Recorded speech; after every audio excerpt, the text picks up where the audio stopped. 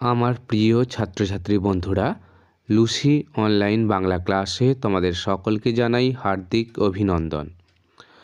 আজ আমি আলোচনা করব তোমাদের ক্লাস 10-এর বাংলা বিষয়ের পাঠ্য একটি কবিতা আয় আরও বেঁধে বেঁধে থাকি থেকে কিছু গুরুত্বপূর্ণ প্রশ্ন উত্তর নিয়ে। তাহলে চলো আলোচনা শুরু করা যাক। প্রথমে দেখে নাও, সঠিক উত্তরটি নির্বাচন করো। প্রথম প্রশ্ন, আয় আরও বেঁধে বেঁধে থাকি কবিতাটি কবির কোন কাব্যগ্রন্থের অন্তর্গত? অপশানগুলো দেখে নাও। সঠিক উত্তর হবে অপশান ঘ, জলই পাষাণ হয়ে আছে। দ্বিতীয় প্রশ্ন, ছড়ানো রয়েছে কাছে দূরে, কী ছড়ানো রয়েছে? অপশানগুলো দেখে নাও। সঠিক উত্তর হবে অপশান ক, আমাদের শিশুদের সব। 3 নম্বর প্রশ্ন, আমাদের পথ নেই কোনো, আমাদের ড্যাশ গেছে উড়ে, শূন্যস্থান পূরণ করো। অপশানগুলো দেখে নাও। সঠিক উত্তর হবে ঘট।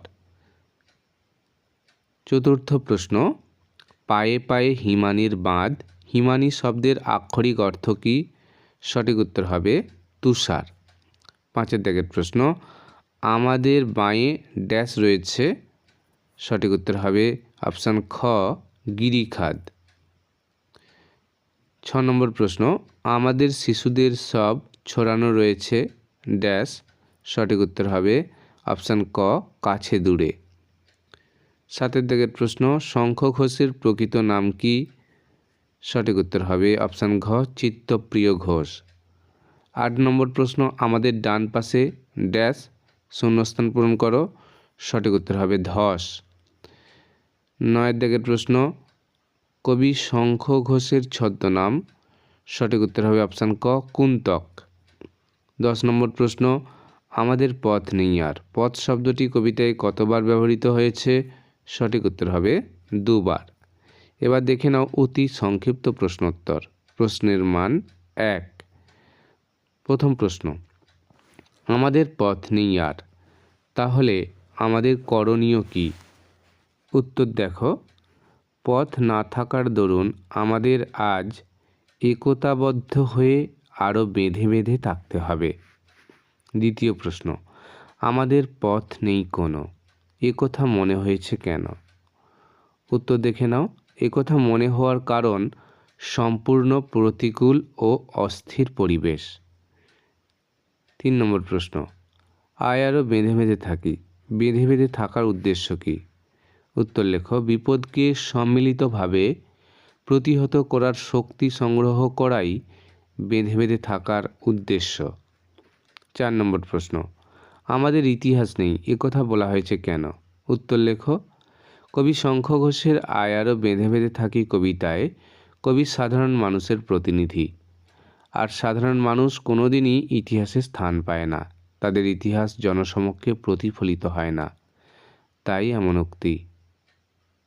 5 নম্বর প্রশ্ন, পৃথিবী হয়তো বেঁচে আছে, পৃথিবী হয়তো গেছে মরে, একথা বলার কারণ কি? উত্তর লেখো, পারিপার্শ্বিক প্রতিকূলতার মাঝে পীড়িত, ঘরহারা, ইতিহাসের ঠাঁই না পাওয়া মানুষগুলোর কাছে বেঁচে থাকার অর্থটাই হারিয়ে গেছে। পৃথিবীর বেঁচে থাকা বা না থাকায় তাদের কিছু যায় আসে না। এবার দেখো সংক্ষিপ্ত প্রশ্নোত্তর। প্রশ্নের মান 3। প্রথম প্রশ্ন, আমরাও তবে এইভাবে এ মুহূর্তে মরে যাব নাকি, এমনটা মনে হচ্ছে কেন?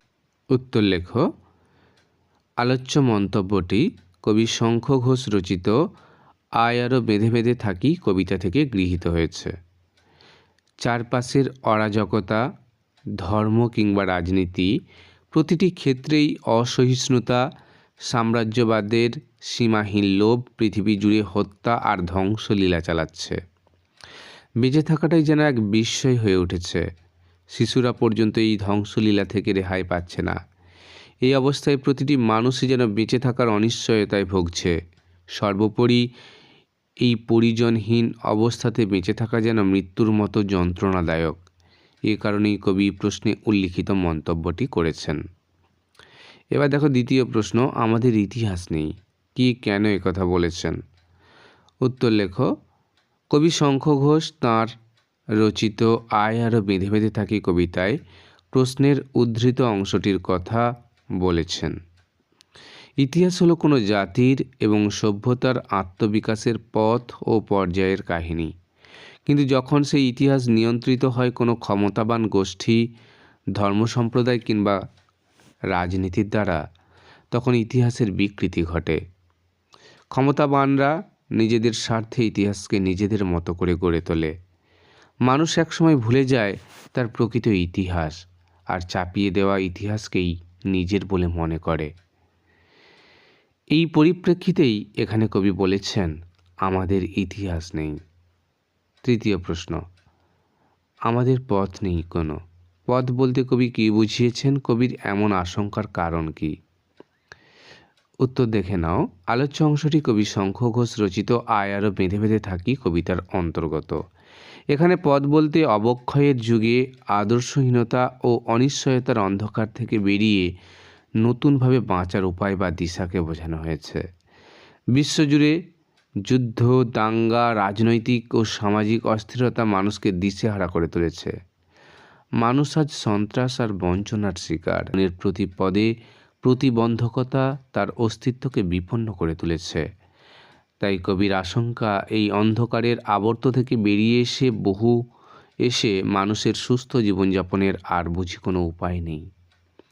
এবার দেখো রচনাধর্মী প্রশ্ন। প্রশ্নের মান 5। প্রথম প্রশ্ন, আয় আরো বেঁধে বেঁধে থাকি কবিতার ভাববস্তু নিজের ভাষায় লেখো। উত্তর লেখো।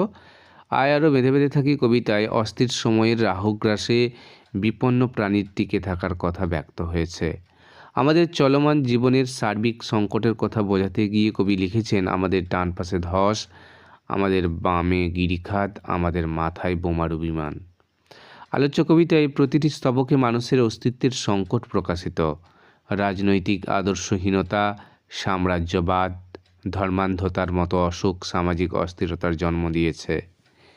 এই অস্থির সময়ে মানুষের বিপন্নতার ছবি তুলে ধরেছেন কবি শঙ্খ ঘোষ। অস্তিত্বের সংকটের বিপন্ন মানুষ। কবি বলেছেন, আমাদের পথ নেই কোনো, আমাদের ঘর গেছে উড়ে, আমাদের শিশুদের সব ছড়ানো রয়েছে কাছে দূরে। এত হতাশার মাঝে বাঁচার একটাই পথ, তা হলো সংঘবদ্ধতা। এই ক্ষয়ে যাওয়া সমাজে সাধারণ মানুষের কোনো ইতিহাস নেই, যদিও বা থেকে থাকে তবে তা সাম্রাজ্যবাদী শক্তির কাছে প্রধানত হওয়ার ইতিহাস। কিন্তু এসব প্রতিকূল ও নেতিবাচক পরিস্থিতির মধ্যেও কিছু মানুষ এখনও তাদের শুভবুদ্ধি, বিবেকবোধ বিসর্জন দেননি। কবি তাঁদের ঐক্যবদ্ধ হতে আহ্বান জানিয়েছেন। তারা যদি আরও সংঘবদ্ধভাবে থাকেন তবে সাম্রাজ্যবাদী শক্তির পরাজয় অবশ্যম্ভাবী। কবি শঙ্খ ঘোষ তাঁর কবিতার মাধ্যমে মানুষের কাছে এই বার্তাই পৌঁছে দিতে চেয়েছেন যে প্রতিকূলতা ও অসহায়তা, বঞ্চনা ও সংশয়ের মাঝেও সংঘবদ্ধ হতে হবে, কারণ একতা, সম্প্রীতি ও সম্মিলিত শক্তির কাছে উদ্ধত শক্তিকে নতজানু হতেই হয়। এটাই সভ্যতার ইতিহাস, এটাই বাস্তব। এবার দেখো 2 নম্বর প্রশ্ন, আয় আরো বেঁধে বেঁধে থাকি। বেঁধে বেঁধে থাকা বলতে কবি কী বুঝিয়েছেন এবং কাদের এভাবে থাকতে বলেছেন? কবি বেঁধে বেঁধে থাকার প্রয়োজনীয়তার ওপর জোর দিয়েছেন কেন? অথবা তবু তো কজন আছি বাকি, আয় আরো হাতে হাত রেখে আয় আরো বেঁধে বেঁধে থাকি। কবিতাটির মধ্যে কবি যে মূল বক্তব্য তুলে ধরতে চেয়েছেন তার সংক্ষিপ্ত পরিচয় দাও। উদ্ধৃতাংশটির প্রেক্ষিতে কবি মানসিকতার পরিচয় দাও। উত্তর দেখে নাও। রবীন্দ্রোত্তর কালের অন্যতম প্রধান কবি শঙ্খ ঘোষ তাঁর আয় আরো বেঁধে বেঁধে থাকি কবিতায় বেঁধে বেঁধে থাকি বলতে সংঘবদ্ধভাবে বেঁচে থাকাকে বোঝাতে চেয়েছেন। বর্তমান বিশ্ব ক্ষমতাবান শাসক, সাম্রাজ্যবাদী শক্তি ও মৌলবাদীদের যৌথ ষড়যন্ত্র বিধ্বস্ত। মানুষ আজ বিপন্ন, বড় অসহায়, প্রতি পদে পদে তার বিপদ। সাধারণ মানুষ প্রতি মুহূর্তে প্রাণ সংশয়ের ভয়ে ভীত। তাই এভাবে ক্রমাগত শোষিত পৃথিবীর শান্তিকামী সাধারণ মানুষকে কবি বেঁধে বেঁধে একত্রিত হয়ে এই সমস্ত প্রতিকূলতার বিরুদ্ধে রুখে দাঁড়াতে বলেছেন। সাম্রাজ্যবাদী, ক্ষমতাবান ও মৌলবাদী শক্তি তাদের নৃশংসতায় সাধারণ মানুষের সামনে অস্তিত্বের সংকট সৃষ্টি করেছে। এই সংকট থেকে রক্ষা পেতে ভাবি প্রজন্মের কাছে সুন্দর পৃথিবী রেখে যেতে হলে মানুষের প্রয়োজন সংঘবদ্ধতা। সুস্থ, শান্তিকামী, বিবেকবান মানুষের ঐক্যবদ্ধ অঙ্গীকারেই একমাত্র এই সভ্যতার সংকট মোচন সম্ভব। কবি একথাই বলতে চেয়েছেন। 3 নম্বর প্রশ্ন, আমরা ভিখারি 12 মাস। কোন পরিস্থিতিতে আমরা 12 মাস ভিখারি? এই অবস্থায় কি দরকার বলে কবি মনে করেন? উত্তর দেখে নাও। কবি শঙ্খ ঘোষের আয় আরও বেঁধে বেঁধে থাকি কবিতায় আমরা হলো শ্রমজীবী মেহনতি মানুষের দল। গোটা পৃথিবী জুড়ে অগণিত মানুষ যুদ্ধের শিকার। তাদের ডান দিকে ধস, বাঁয়ে গিরিখাত, মাথার উপরে বোমারু বিমানের আক্রমণ, চলার পথে বরফ, অর্থাৎ চারিদিকে বাধা, চারিদিকে শুধু মৃত্যুর হাতছানি। চালচুলোহীন অসহায় মানুষগুলোর পাশে কেউ নেই, কেউ এদের খবর রাখে না, এদের ইতিহাস কেউ জানে না। জীবনকে কোনো রকমে টিকিয়ে রাখতে গেলে হতে হয় অন্যের কৃপা প্রার্থী। তাই সারা বছর এরা গরিব, এরা ভিখারি, এরা নিঃস্ব, রিক্ত।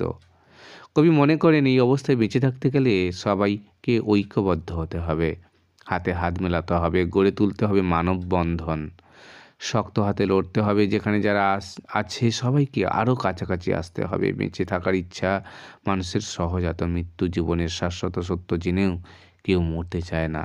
তাই দীপ্ত কণ্ঠে কবি লড়াই করার ডাক দিয়েছেন। সাম্রাজ্যবাদী শক্তির বিরুদ্ধে লড়াই না করলে দেশ, মানুষ, সভ্যতা, সংস্কৃতি সব ধ্বংস হয়ে যাবে বলে কবির বিশ্বাস। তারপর দেখো 4 নম্বর প্রশ্ন, আয় আরও বেঁধে বেঁধে থাকি কবিতার মূল বক্তব্য সংক্ষেপে আলোচনা করে নামকরণের সার্থকতা বুঝিয়ে দাও। উত্তর দেখে নাও। যদিও শেক্সপিয়ার বলেছেন হোয়াটস ইন এ নেম, তবুও আমাদের মনে হয় সাহিত্যে নামকরণ অত্যন্ত গুরুত্বপূর্ণ বিষয়। নামকরণ হয়ে থাকে চরিত্রকেন্দ্রিক, কখনো বিষয়কেন্দ্রিক, আবার কখনো বা ব্যঞ্জনাধর্মী। এবার আমরা কবি শঙ্খ ঘোষের আয় আরও বেঁধে বেঁধে থাকি কবিতার বিষয়বস্তু সংক্ষেপে আলোচনা করে দেখব নামকরণ কতটা সার্থক হয়েছে। আয় আরও বেঁধে বেঁধে থাকি কবিতার অস্থির সময়ে রাহুগ্রাসে বিপন্ন প্রাণী টিকে থাকার কথা ব্যক্ত হয়েছে। আমাদের চলমান জীবনের সার্বিক সংকটের কথা বোঝাতে গিয়ে কবি লিখেছেন আমাদের ডান পাশে ধস, আমাদের বামে গিরিখাত, আমাদের মাথায় বোমারু বিমান। আলোচ্য কবিতায় প্রতিটি স্তবকে মানুষের অস্তিত্বের সংকট প্রকাশিত। রাজনৈতিক আদর্শহীনতা, সাম্রাজ্যবাদ, ধর্মান্ধতার মতো অসুখ সামাজিক অস্থিরতার জন্ম দিয়েছে। এই অস্থির সময়ে মানুষের বিপন্নতার ছবি তুলে ধরেছেন কবি শঙ্খ ঘোষ। অস্তিত্বের সংকটে বিপন্ন মানুষ।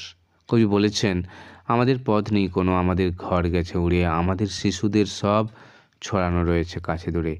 এত হতাশার মাঝে বাঁচার একটাই পথ, তা হলো সঙ্ঘবদ্ধতা।